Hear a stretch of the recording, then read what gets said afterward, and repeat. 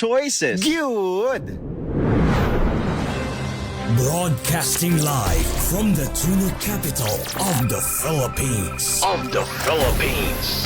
General Santos City. 88.7 Radyo Sincero. Prinsipyo sa Radyo Sincero 88.7. Usa ka programa nagituyo sa pagmugna aron motoki sa mga isyug mga hisgutanan asa ikaw, ako, kitang tanan dunay kalambigitan. Prinsipyo sa Radyo Sincero 88.7. Programang muugmat sa imong kahibalo sa mga gapanghitabo sa atong katilingban. Prinsipyo aron sa kaalam kita masangkapan ug magiyahan. Radyo Sincero kauban ang angkorman nga dunay baruganan, dunay kredibilidad, lig-on nga prinsipyo ug labaw sa tanan, sincero sa tinud-anay nga pagserbisyo. Prinsipyo sa Radyo Sincero 88.7. Prinsipyo sa Radyo Sincero.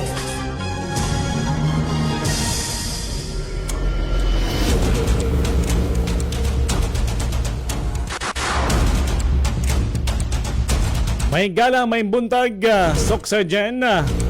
Oras alas 7:35 na sa buntag. Alin na punta sa itong programang Prinsipyo sa Radyo Sincero sa ngalan sa tuwang anchorman, Ronel Ligorio. Ako sa iyo makauban karong buntaga adlong Lunes. Inyong anchorman, inyong bata-bata sa kahanginan. Kasinserong Marvin Bataluna. Mayong buntag, good morning adlaw karong Lunes, pitsa 26 na kita ning bulan sa Enero tuig 2026. Balik trabaho. Back to reality na buta, mga higalan ano. Mayong buntag usab labi na sa 26 mga barangay ning atong syudad. Ingon man ang pito ka mga munisipyo sa Sarangani Province, diya sa Alabel, Malapatan, Glan, Malungon, og diya mismo sa Makima area, diya sa Maasim, Kiamba og Maitom. Og ingon man diya mismo sa Pulumodok, Tupi, Tampakan. Good morning sa mga higala na to diya karon nga nagka-tune in gyapon. Diri sa tuwang programa sa 88.7 Radyo Sincero Jensan. Live na kita sa tong Facebook page sa 88.7 Radyo Sincero Jensan. Ayaw kalimot paki-follow, paki-share, paki-like sa tong live na to karong buntaga. Live na kita. Nagasalamat sa sparring partner na to karong buntaga, Engineer Sir Levy Salimbagat.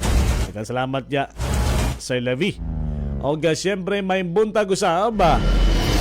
O kagapong adlaw diya sa Barangay Mabuhay, no? Kay nagpadayon gapon ang kapistahan sa Viva Pit Senior, no? Diya sa Barangay Mabuhay, gipangunahan ni Kapitan Ana Marie May Buga ang maong pagsilibrar. Silang balay lang good, no? O sa ilahang diya pag-celebrate sa Viva Pit Senior. Okay, taga-tuig po ni nag-celebrate po na diya sila. Bye-bye po mga katawhan, no? Diya sa may Barangay Mabuhay kagapong adlaw, no? Oo. Congratulations diya ka pa. Kay Kapitan Ana Marie May Buga diya sa may Barangay Mabuhay. O siyempre na mga nitambo nga katawhan na siyempre kaon pod, no? Usually January 23 daw na ilang diya pag-celebrate. So gahapon lang nakabakante, no? So gahapon nila ulay na January 25 na, no? Nadya po napadayon ng gapon ng uban. Samtang diya sa Maitom sa Sarangani Province, O nagpadayon gyapon ang ilang festival diya, ang Bangsi Festival sa pagpanguna ni Mayor James Abanez Riganit. Oo. Mayor James Riganit diya sa may Maitom Sarangani. Ang culmination na ni January 29 karong Webes na. So bye-bye po ang mga diya, mga aktibidades diya, no? Gikan tong Enero anton sa kasamtangan anton pa ni February 1, no? Grabe nga celebration diya sa Maitom, no?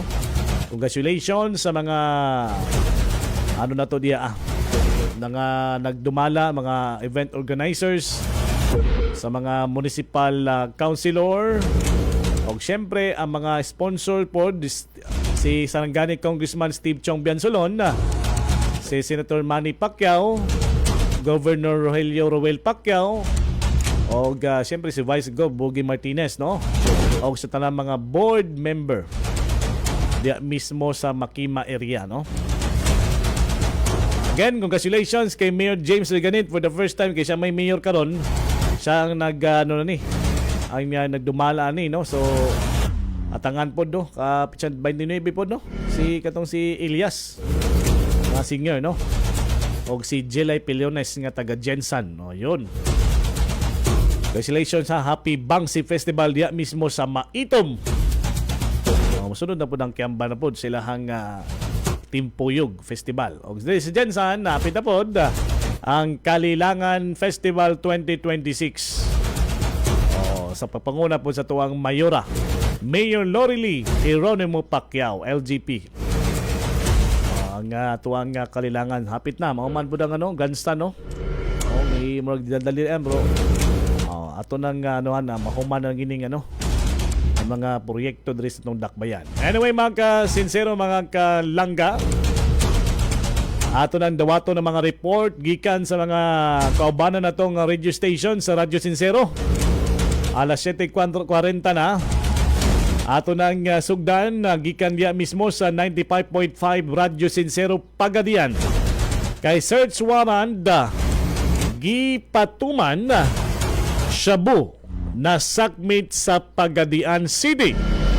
Atong sayron sa maong detalye sa mga balita ni kasinserong Rhea Abria sa maong detalye.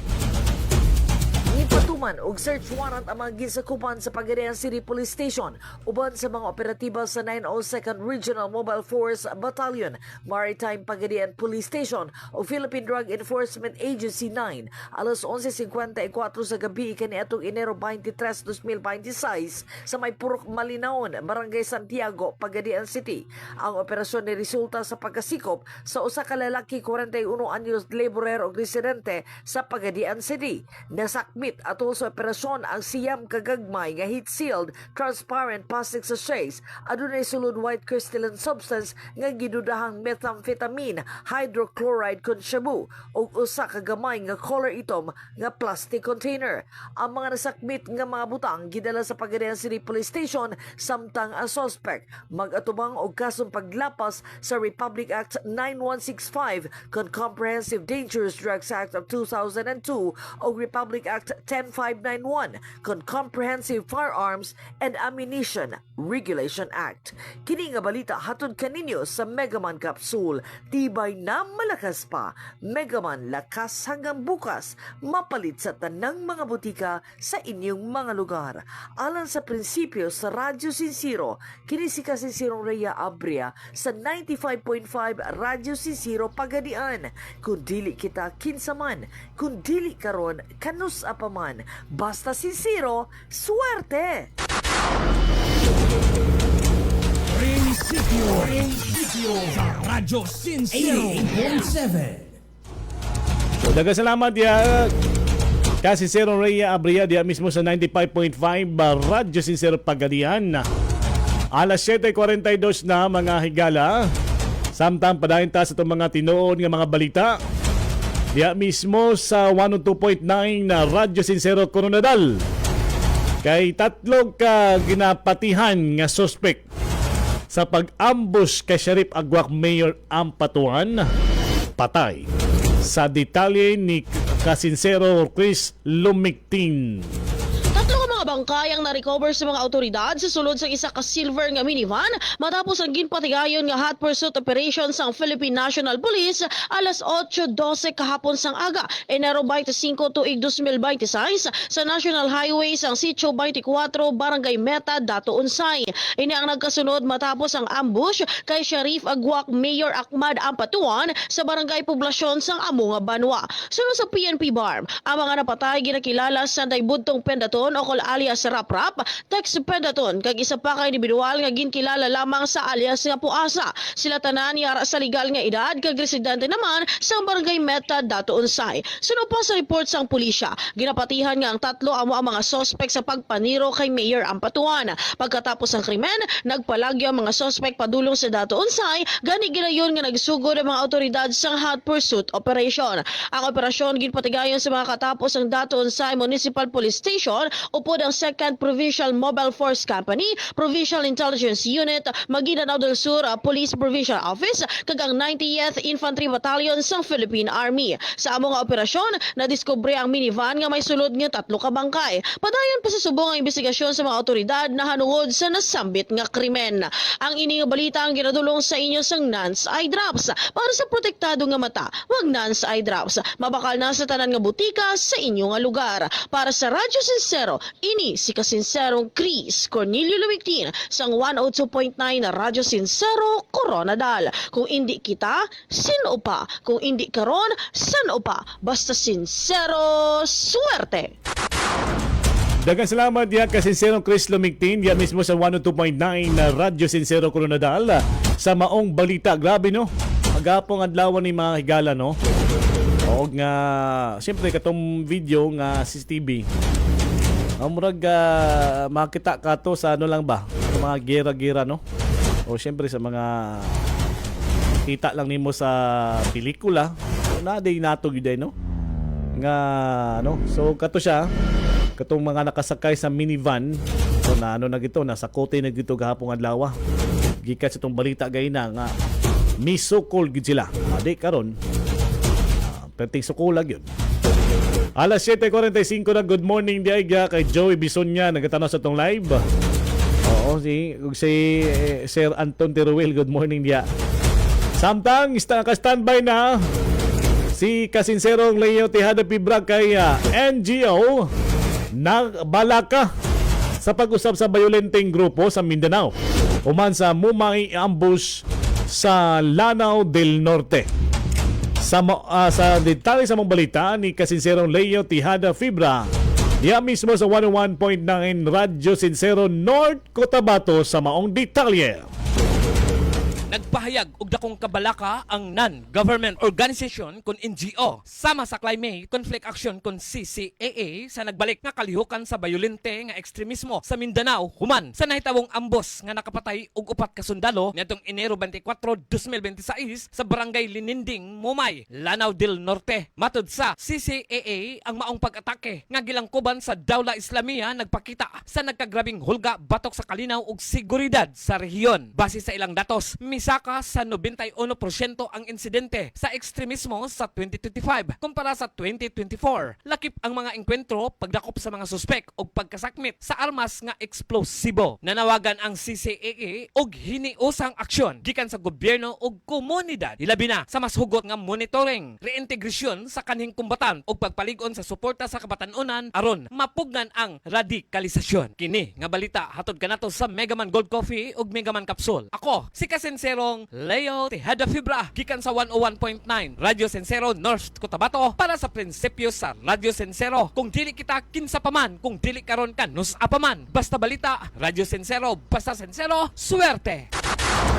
Daghang salamat kasinserong Leo Tejada Fibra diya mismo sa 101.9 Radyo Sincero North Cotabato. Grabe gatong Pizza 24 na initabo ning dunay namatay nga 4 ka sundalo mga higala. Samtang pagkaugma na pod gapong adlaw kaning pag-atake kay Sharif Agwag Mayor Ampatuan. So nagsudsunod gid siya no. Kung isa ni mga grupuhan ning kumbaga action na pod kabalaka ani. Diba? Apila ka tuig ano karon na po ni mga naning panghitabo mga higala. Samtang good morning usaba sa mga bago pala nakalisyo sila mga karadyohan.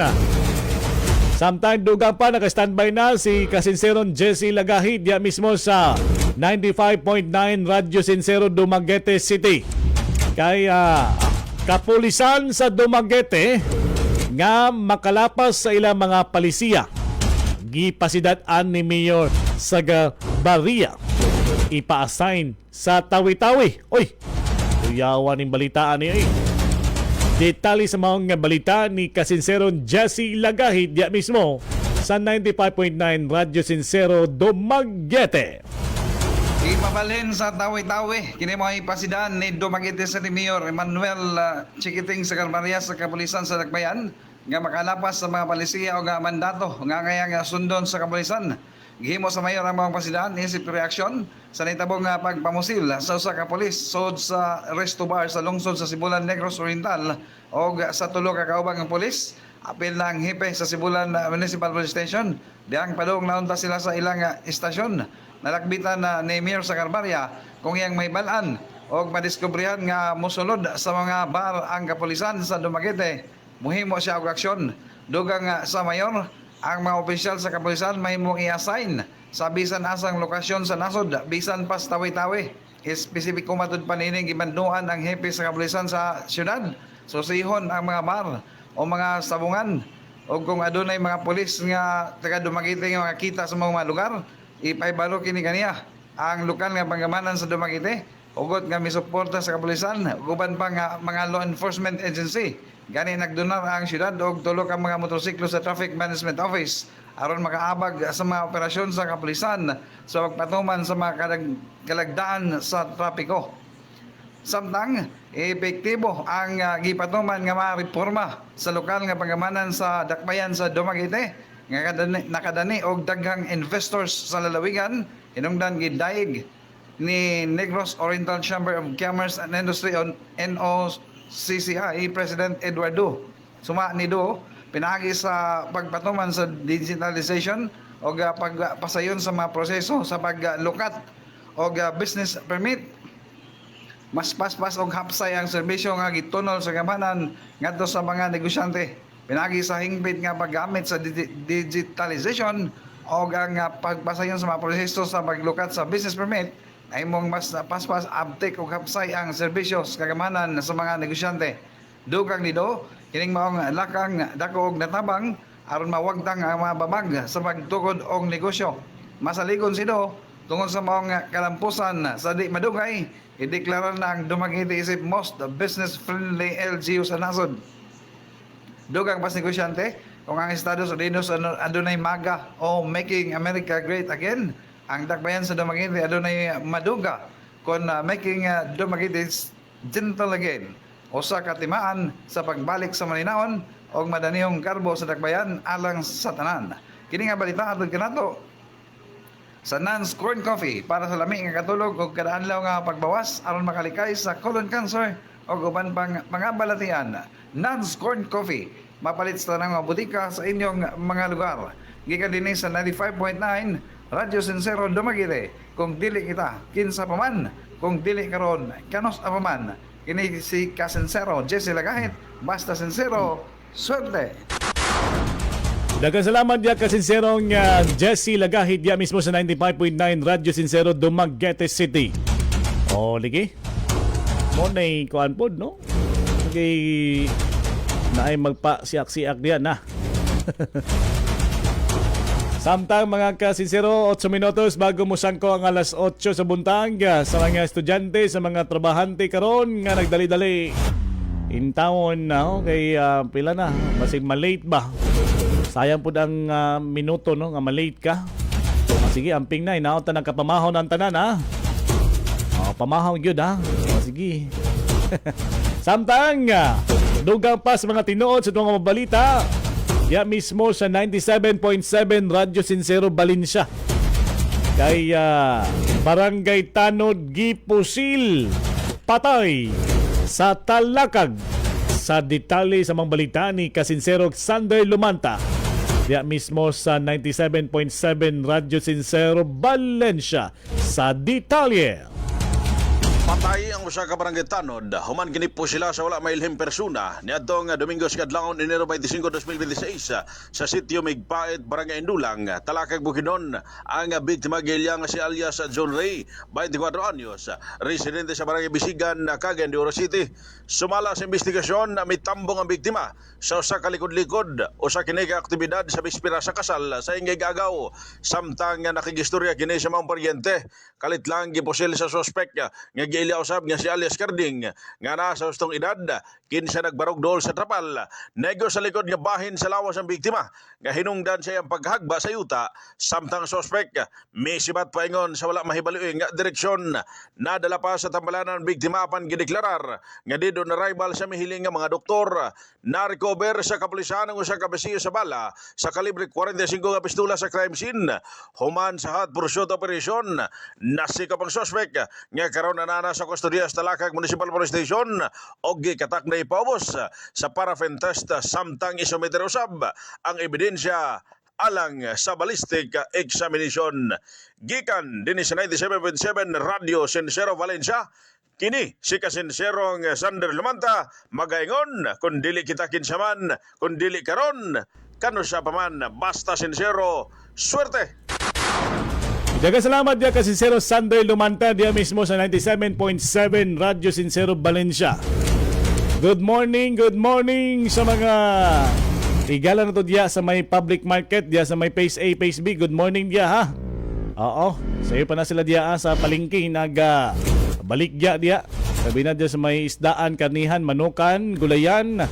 Ingon man to mga laray vendors na to dia sa may bagsakan. Good morning. O dia sa may Reyes Terminal, dia sa may Giliamax. O good morning dia ha. O concerned citizen lang na to dia kay tungod. O kan traffic light dia ang grabe ka traffic dia no. O kanang mga naga-parking dia ba no. Daon ta nga masolusyonan mo na dia mahimo nag double parking mo no. Unta nga masolusyonan dia sa may Reyes Terminal. O taga-adlaw gaagi man ko dia. Mga anuhan ginatubang nga grabe yung traffic. Nya ang traffic light sus. Perting dali Unsa mapuning nga may ko ano? O diya sa may Santiago Boulevard kung nagapaminaw karon. Ginauta mo solusyonan ang traffic diya Okay, naka-double parking na mga naga-park diya Noon kay diyan to ma-blame na diya Kaya pamalit sila o mga gulay, mga prutas diya sa Reyes. Pero kaya pag-parking lang tawon kay Jesus. Andala na mismo giparkingan na. Ang isa sa tubangan, parkingan pod. Wala one lane na lang. Mo na'y lisod karon no. Samtang naka-standby na si Kasinsero J. Pantaliano diya mismo sa 106.1 Radyo Sincero Canlaon. Kay rider na buak ang ulo. Human madisgrasya sa distalye sa maong balita ni Kasinsero J. Pantaliano sa report. Nabuka ang ulo sa usa ka lalaki nga nagmaniho sa Kawasaki Fury 125 nga motorsiklo nga color blue nga may plate number FE 72043 human maaksidente sa Banga, Busay, Barangay Ilisari, Syudad sa Talisay. Giingon ang biktima nga si alias Rex Tortogo og residente sa Barangay Kabatangan sa nasampit nga syudad. Base sa nakasaksi, mi-overtake unta ang rider outlane o kung tuon nga bahin sa trailer truck apan nalaangangin kini og natumba sa ligid nga bahin truck nga miresulta sa pagkabuak sa ulo sa rider ingon man sa helmet niini. Sa pahayag man sa driver sa truck, wala niya nalatayan ang ulo sa biktima og walay dugo ang iyang ligid. Giklaro niya nga nabangga ang biktima sa ulahi nga bahin sa truck. Alang sa prinsipyo sa Radyo Sincero, kini si J. Pantaliano sa 106.1 Radyo Sincero, Canlaon City. Ug ako moingon, kung dili kita, kinsa pa man, kung dili karon, kanus pa man, basta sincero, swerte. Daghang salamat dyan Kasinsero J. Pantaliano. Sus na lang no, pagka maayo pagkabuak kag gintawon mga kasinsero no. Malagi na importante gid mag-helmet gid ta. Ang Malungon sa Sarangani Province nagpagawas na po silang executive order no nga pahimangno nga moagi diya sa Malungon kay Gabi Davao Road biya na diya kailangan gyud mag-helmet jud mag-drive og nakainom kailangan dili ka hubog. Nagpagawas sila og memorandum reminder no. Samtang mga kasinsero 2 minutos na lang bago mo sangko ang alas 8 sa buntag. Good morning, diyan mismo sa Barangay Kalumpang, Barangay Fatima. Ang uban nagasakay og Egypt kay padulong na og trabaho. Duty na. Sa katapusan sa itong balita, mga kasinsero mga kalangga, kay duhag ka nagpahuyot og illegal nga droga dakpan sulod sa lodging house. Diya mismo sa 101.9 Radyo Sincero Butuan. Gikan ni kasinserong Wilmar Catalunya Palcoto sa report. Sa diyang ilang gisaluhan ang maniton nga kalipay, wala na kini sila makaliyok human kini masapod sa mga kwerpos kapulisan tungod sa pagpamaligag illegal nga droga sulod sa lodging house sa Purok 2 First Street, Barangay GP Rizal, Dakbayan sa Butuan. Gila ang mga suspect nga si alias Al-Al og si Mr. Banati, hingkod ang pangidaron na Pulos Minyo, walay trabaho kasamtang kining residente sa Purok Maswagon, Barangay Pagatbatan ning siyudad sa Butuan. Nakuha silang posisyon ang 25 nga gramo nga shabu nga kantidad kini 170,000 pesos, 7,000 pesos nga baybas money, timbangan sa droga o nagkalalaing mga drug paraphernalias.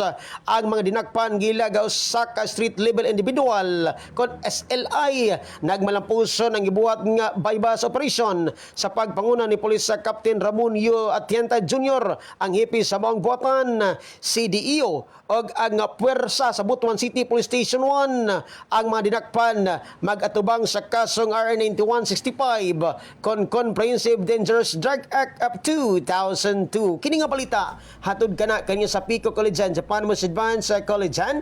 It will change a life gikan sa pamani ditsura kabukugan. Look 10 years younger than your age alang sa programang Prinsipyo sa Radyo Sincero. Kini si Kasinsero Wilmar Catalunya Palcoto sa 101.9 Radyo Sincero Butuan. Kung dili kita kinsa paman, kung dili karon kan nus apaman basta sincero. Suwerte. Daghang salamat yang Kasinsero Wilmar Catalunya Palcoto. Diya mismo sa 101.9 Radyo Sincero Butuan. Alas 8 na sa buntag. Good morning. Og kamoy naminaw sa 88.7 Radyo Sincero Jensen sa programang Prinsipyo sa Radyo Sincero. Busa, magpadayon kita ha sa mga nindot nga mga sunata diri sa tuang istasyon. Og sa laing oras kay wala kita oras mga higala. Og manapatapuhon mag-uban-uban. Og sa ngalan sa tuang anchorman Ronald Ligorio.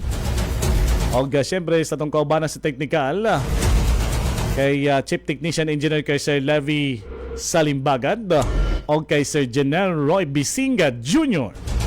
Samtang sa ngalan sa tuwang CEO President Congresswoman Ati Eileen Ayon, sa tuwang General Manager Sir June Diasis, sa tuwang Station Manager Ma'am Gretchen Oliver Estrada. Og malabot-apuhon mag-uban-uban mga higala, mga suking tigpaminaw. Ako yung kasinsero, Marvin Bataluna. Kung dili kita, kinsa paman. Kung dili karon, kanusa paman. Basta sincero. Suwerte! Prinsipyo sa Radyo Sincero 88.7. Mga kasinsero, maukagto ang Prinsipyo sa Radyo Sincero. Kauban si Sincero Roniel de Gorio. Prinsipyo. Programang puno sa kahibalo, may tungod sa mga nagkalain-laing isyu aron kita mamahimong alerto ug masangkapan sa kasayuran nga angayan natong masayran. Hangtod ug manausap dinhilang sa Prinsipyo sa Radyo Sincero. Prinsipyo sa Radyo Sincero.